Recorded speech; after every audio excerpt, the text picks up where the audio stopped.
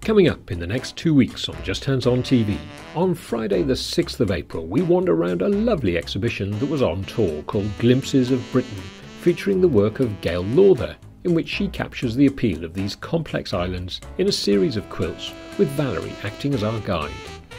Also on Friday the 6th, Valerie brings us a super new workshop creating bound cushions, designed by Lynn Goldsworthy, using a fun new panel and fabrics from Makawa called Fruity Friends. Throwback Thursday feature on April the 12th is another classic workshop from Jenny Raymond, where she uses scraps of fabric to create her Suffolk puffs, or yo-yos, and then creates her caterpillar. And then on Friday the 13th of April, our new knitting tutor Sarah Hatton shows us how to do circular knitting, not as scary as it sounds, and avoids any sewing of seams later.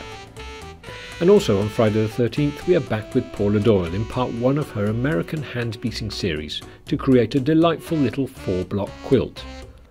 There are new videos released on Justhands-on.tv every Friday.